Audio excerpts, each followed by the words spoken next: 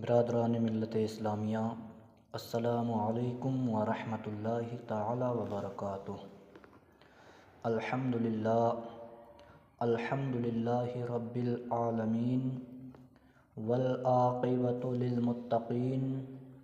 والصلاة والسلام علی سید المرسلین وعلی آلہ واصحابہ اجمعین، اما بعد۔ فاعوذ باللہ من الشیطان الرجیم، بسم اللہ الرحمن الرحیم، وَلَسَوْفَ يُعْطِيكَ رَبُّكَ فَتَرْضَىٰ۔ صدق اللہ مولانا العظیم وصدق رسولہ النبی المکین المختار الکریم، ونحن علی ذلک لمن الشاہدین والشاکرین والذاکرین، والحمد للہ رب العالمین۔ آئیے ہم اور آپ مل کر سب سے پہلے ساری کائنات کے مرکز عقیدت مصطفیٰ جان رحمت، شمع بزم ہدایت، نو شہ بزم جنت، یعنی حضور احمد مجتبیٰ محمد مصطفیٰ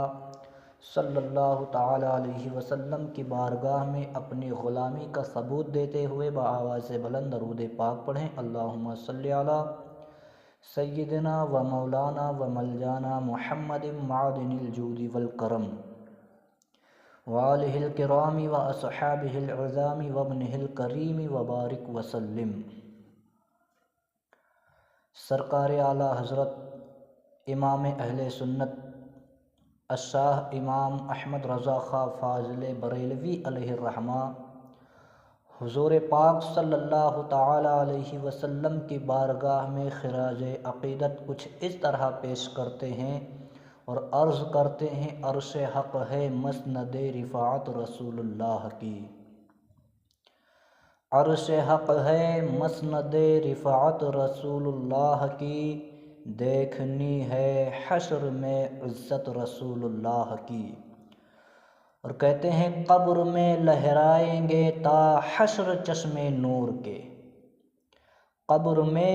لہرائیں گے تا حشر چشم نور کے، جلوے فرما ہوگی جب طلعت رسول اللہ کی۔ کہتے ہیں لا ورب العرش جس کو، مجھے تو صرف آپ سے ملا ہے یا رسول اللہ، جس کو جو ملا ہو وہ ان کی مرضی ہے، لا ورب العرش جس کو جو ملا ان سے ملا، بٹتی ہے کونین میں نعمت رسول اللہ کی، بٹتی ہے کونین میں نعمت رسول اللہ کی۔ اور کہتے ہیں وہ جہنم میں گیا جو ان سے مستغنی ہوا، وہ جہنم میں گیا جو ان سے مستغنی ہوا، ہے خلیل اللہ کو حاجت رسول اللہ کی۔ حضرت ابراہیم علیہ السلام کو بھی رسول کی حاجت ہے، حالانکہ یہ حضور کے اجداد میں سے، حضور کے باپ داداؤں میں سے ہیں، لیکن اعلیٰ حضرت کہتے ہیں ہے خلیل اللہ کو حاجت رسول اللہ کی۔ اور کہتے ہیں آخری مقطع میں کہتے ہیں اے رضا خود صاحب قرآن ہے مداح حضور، تو کیا حضور کی تعریف کرے گا؟ قرآن تو خود حضور کی تعریف کر رہا ہے، کہتا ہے اے رضا خود صاحب قرآن ہے مداح رسول، تجھ سے کب ممکن ہے پھر مدحت رسول اللہ کی، تجھ سے پھر کب ممکن ہے پھر مدحت رسول اللہ کی۔ میرے آقا صلی اللہ تعالی علیہ وسلم کے پیارے دیوانوں، یہ دنیا ایک ایسی خوبصورت سرایہ ہے، اس میں کوئی آ رہا ہے تو کوئی جا رہا ہے، موت و حیات کا یہ سلسلہ پورے تسلسل کے ساتھ جاری ہے، ایک مرتا ہے تو دوسرا اس کی جگہ لے لیتا ہے۔ یہاں پر نہ جانے کتنے لوگ آئے اور وہ اپنی زندگی گزار کر یہاں سے چلے گئے، مگر اس کی جہان رنگ و بو کی رونق میں کوئی فرق نہیں آیا۔ آج اگر کسی دیوار سے ایک اینٹ نکال دی جائے تو وہ جگہ خالی نظر آتی ہے، مگر کروڑوں انسانوں کے جامع فنا پی جانے کے باوجود اس جہان فانی کی رنگینی میں جیسے وہ پہلے تھی ویسے ہی آج بھی نظر آ رہی، کوئی کمی بھی نہیں آئی۔ کئی زلزلے آئے، طوفانوں سیلابوں نے تباہ کاریاں کی، بیماریاں پھیلی، سینکڑوں جنگیں ہوئیں، بار بار یہ لڑائیاں ہوئی، خون نے موت کے بازار کو گرم کیا، مگر اس بزم ہستی کی محفل میں جس طرح یہ پہلے تھی ویسے ہی رہی، کوئی کمی نظر نہ آئی۔ ہزار شمع بکشندند و انجمن باقی است۔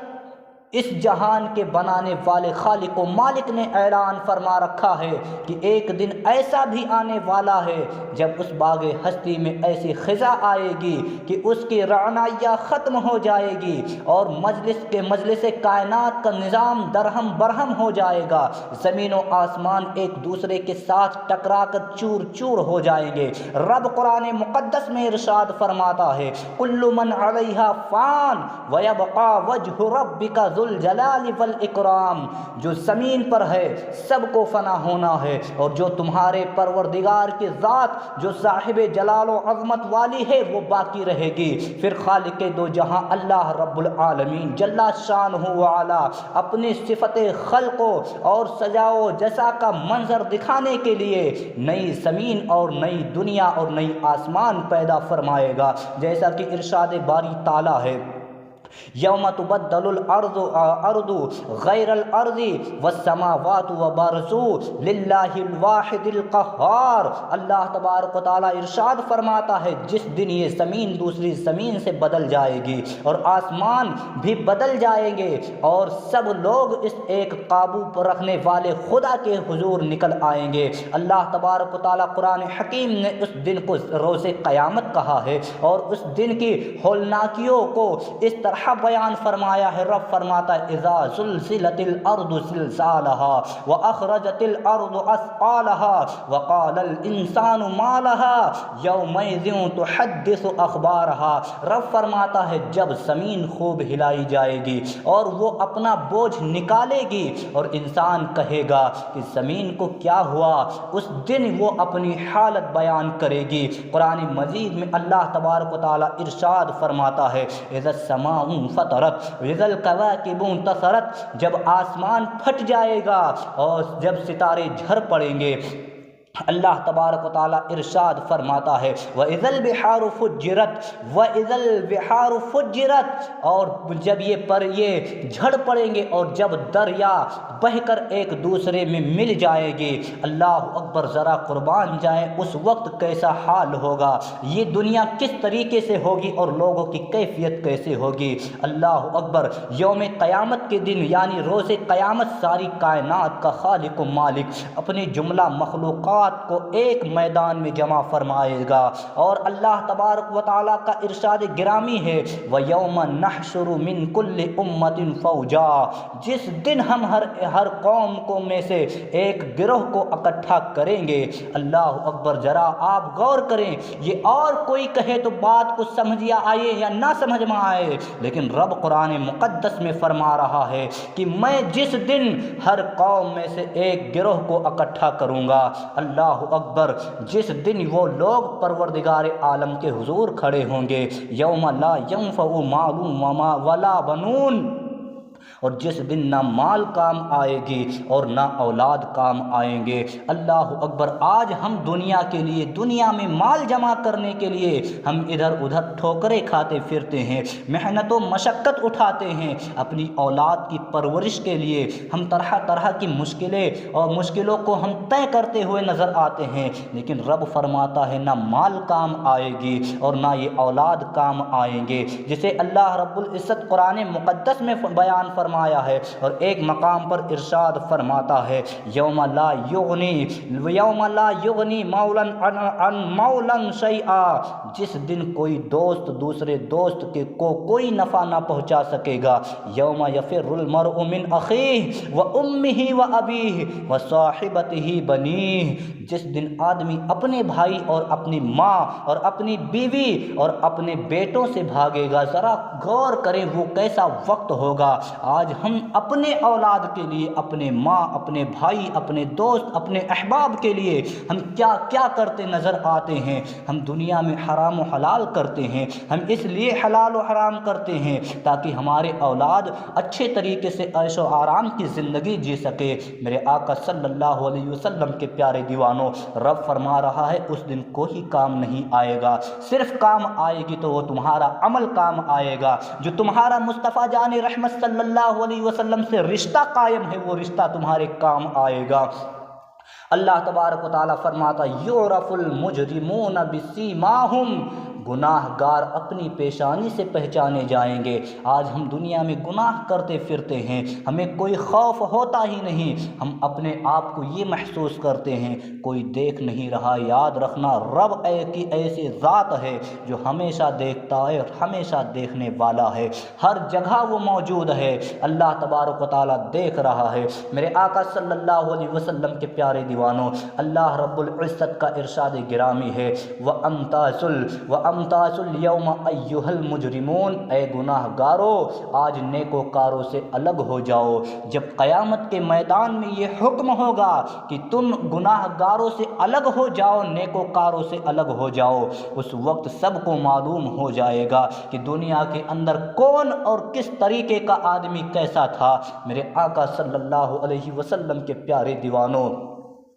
رب ارشاد فرماتا ہے الیوم نختم علی افواہہم وتکلمنا ایدیہم وتشہد ارجلہم بما کانوا یکسبون۔ اللہ اکبر۔ رب ارشاد فرماتا ہے آج ہم ان کے منہ پر مہر لگا دیں گے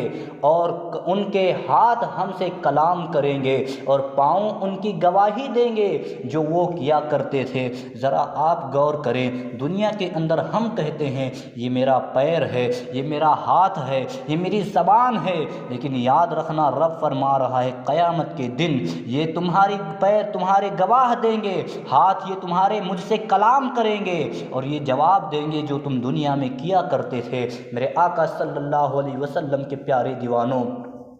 روز محشر ساری مخلوقات اللہ تبارک و تعالیٰ کے حضور حاضر ہوگی۔ اس روز نہ مال کام آئے گا، اللہ اکبر، اور نہ اولاد کام آئے گی، نہ کوئی دوست کام آئے گا اور نہ ہی کوئی یار اور مددگار ہوگا، حتیٰ کہ قریبی سے قریبی رشتہ دار بھی وہ ساتھ چھوڑ دیں گے۔ اسی روز انسان اپنے بھائی کی، ماں کی اور بیوی بچوں کی بھی پرواہ نہیں کرے گا، حتیٰ کہ انسان کے اپنے اعضاء بھی اس کے خلاف گواہی دیں گے، جو قرآن میں اللہ رب العزت نے بیان فرمایا ہے۔ اور سورج کی تپش کا یہ عالم ہوگا کہ لوگ اپنے اپنے پسینے میں غرق ہوں گے، کوئی کسی کا حال نہیں پوچھنے والا ہوگا، صرف اور صرف گناہ گاروں کے آقا، بے کسوں کے کس، بے بسوں کے بس، حضور رحمت للعالمین شفیع المذنبین صلی اللہ تعالی علیہ وسلم کی ہی ایک ذات اقدس ہوگی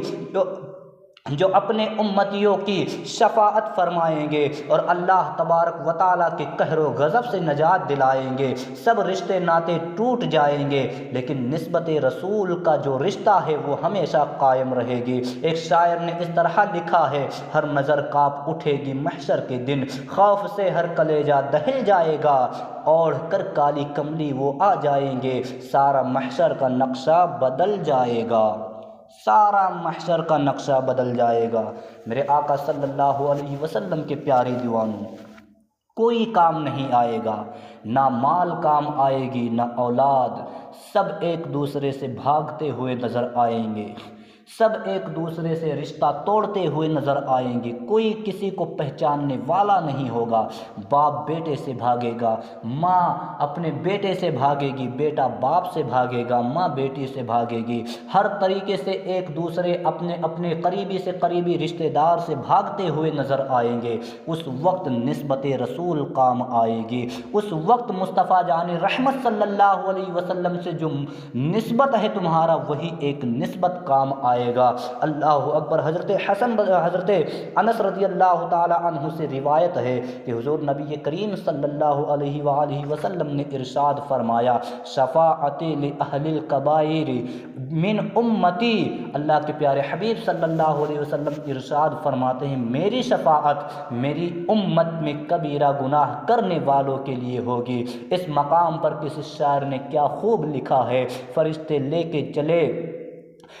لے کے جہنم کو جا رہے تھے مگر حضور نے مجھے ان سے چھوڑ دیا، میرے آقا صلی اللہ علیہ وسلم کے پیارے دیوانوں۔ اور اسی کو کسی شاعر نے اس انداز میں نقشہ کھینچا اور کہا، نوح کو بھی موج طوفان سے کنارہ مل گیا، حضرت موسیٰ کو بھی لطف نظارہ مل گیا،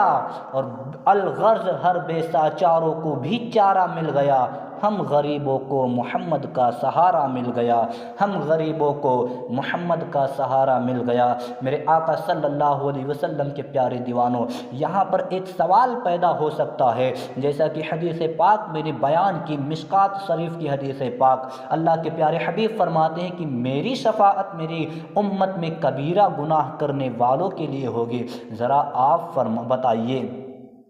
کیا صرف اللہ کے پیارے حبیب صلی اللہ علیہ وسلم بڑے بڑے گناہ گاروں کی ہی شفاعت کریں گے؟ اللہ اکبر۔ یہ سوال تو پیدا ہو سکتے ہیں میرے آقا صلی اللہ علیہ وسلم کے پیارے دیوانوں، لیکن قربان جائیں، اللہ کے پیارے حبیب صلی اللہ علیہ وسلم فرماتے ہیں کہ میری شفاعت میری امت میں کبیرہ گناہ کرنے والوں کے لیے ہوگی۔ حالانکہ پتہ یہ چل رہا ہے کہ جو نیک ہوں گے، جو اچھے عمل کرنے والے ہوں گے، وہ اپنے اللہ کی عطا سے وہ جنت میں تو جا رہے ہوں گے، لیکن جو گناہ کر کے حسرت بھری نگاہوں سے انہیں دیکھتے ہوں گے، ان کے لیے مصطفیٰ کریم صلی اللہ علیہ وسلم تشریف لائیں گے اور ان کی شفاعت کریں گے اور انہیں جنت میں لے جائیں گے۔ اس وقت یہ گنہگار یہ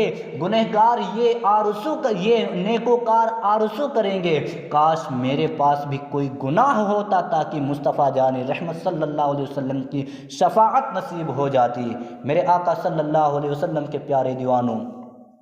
حضرت سیدنا ابو ہریرہ رضی اللہ تبارک و تعالی عنہ سے روایت ہے، وہ فرماتے ہیں کہ رسول پاک صلی اللہ علیہ وسلم نے ارشاد فرمایا، لکل نبی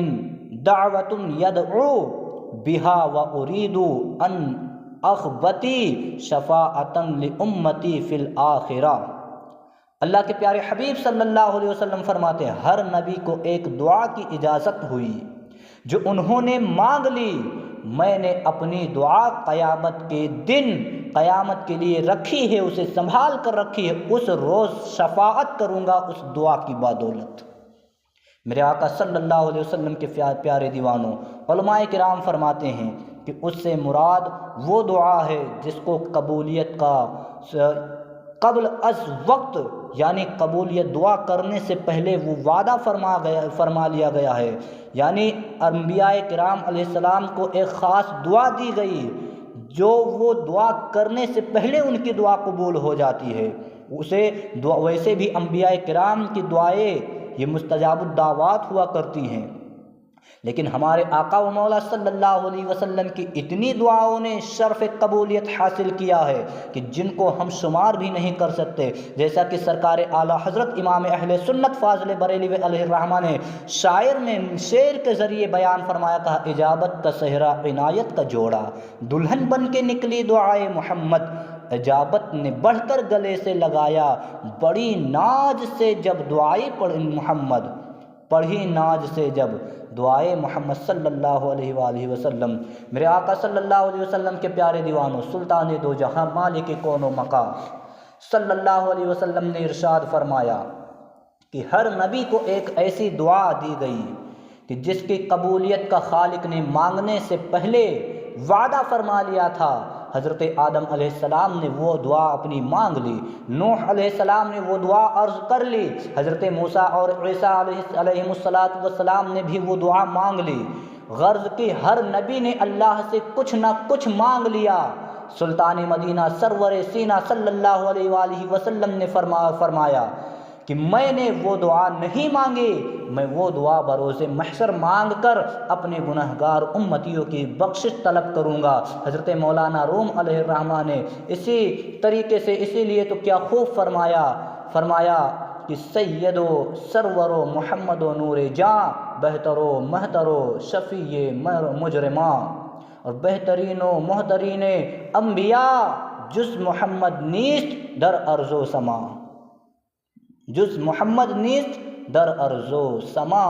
اللہ کے پیارے حبیب صلی اللہ علیہ وآلہ وسلم کے پیارے دیوانوں، حضرت سیدنا جابر رضی اللہ تبارک و تعالی عنہ سے روایت ہے، وہ فرماتے ہیں کہ رسول پاک صلی اللہ علیہ وآلہ وسلم نے ارشاد فرمایا، مجھے اللہ تعالیٰ نے اختیار دیا کہ چاہوں تو تم آدھی امت کی بخشش کرو لو، چاہے تو شفاعت لے کر، یا جس طریقے سے آپ چاہیں آدھی امت کی بخشش کروا سکتے ہیں۔ اللہ کے پیارے حبیب صلی اللہ علیہ وسلم نے جب یہ حدیث بیان فرمائی کہ مجھے یہ اجازت ملی کہ آپ چاہو تو آدھی امت کی بخشش کروا لو، چاہے وہ تو شفاعت لے لو، تو اللہ کے پیارے حبیب صلی اللہ یعنی اس حدیث کا مفہوم یہ ہے کہ اللہ رب العزت نے جب حضور سے فرمایا کہ محبوب آپ چاہو تو آدھی امت کو میں ابھی بخش دوں، یا آپ چاہو تو آپ شفاعت لے لو، یعنی آپ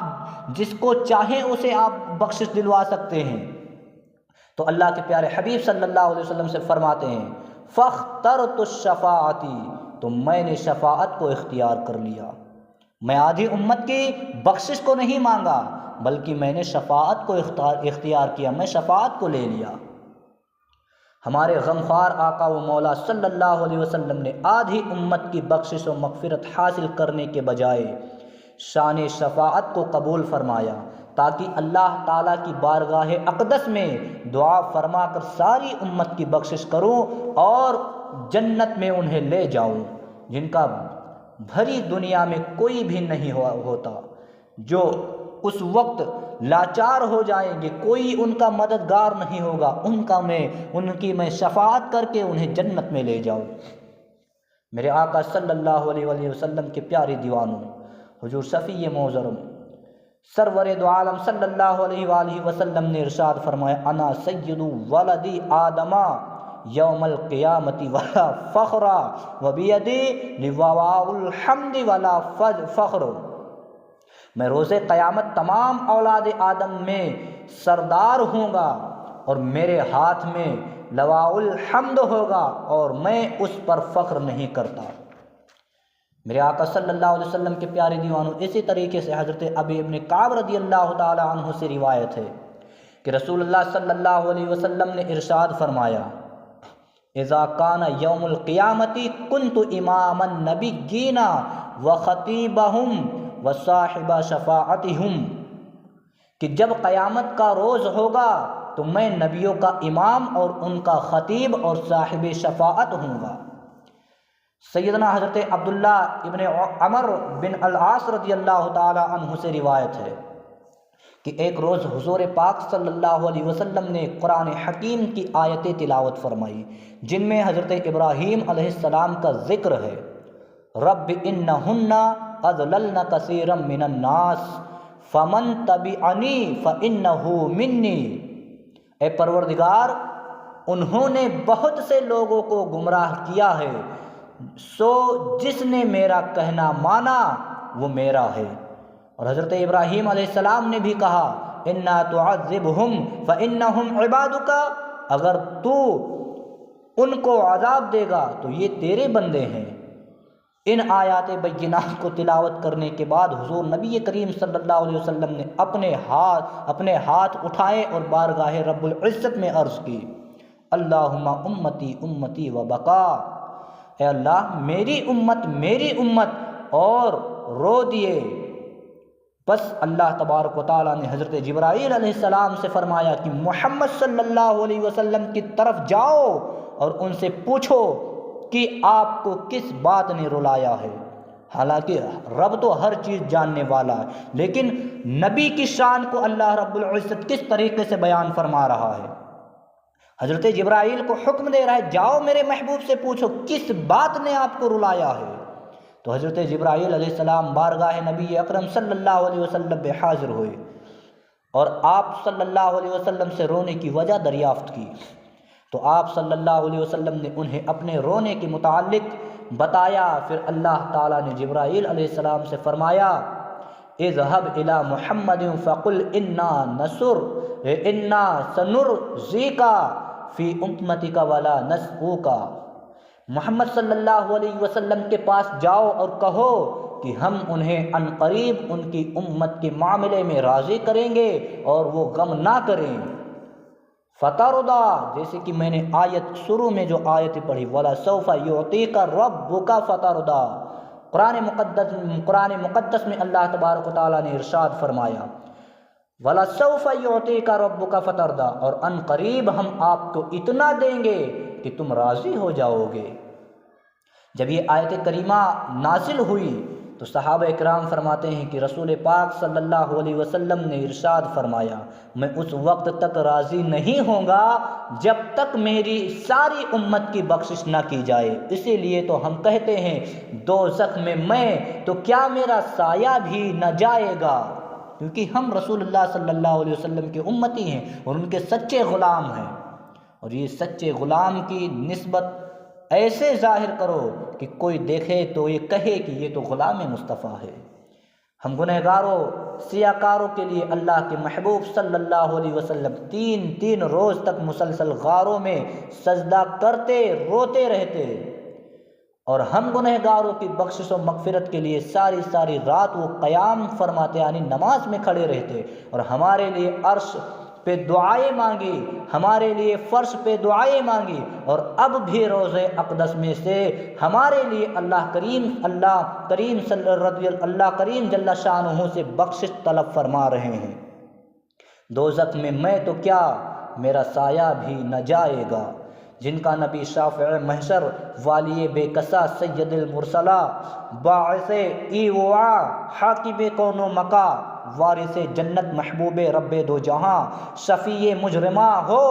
وہ بھلا دوزخ میں کیسے جا سکتا ہے؟ دوزخ میں تو کیا میرا سایہ بھی نہ جائے گا۔ میرے آقا صلی اللہ علیہ وسلم کے پیارے دیوانوں، ہم سب کو اللہ تبارک و تعالی خوب مصطفیٰ کریم صلی اللہ علیہ وسلم سے نسبت رکھنے کی توفیق عطا فرمائے، اور ہم سب کو سچا پکا عاشق مصطفیٰ عاشق رسول بنائے، اور ہم سب کے دلوں میں مصطفیٰ کریم صلی اللہ علیہ وسلم کی محبت کو پیدا فرمائے، اور ہم سب کو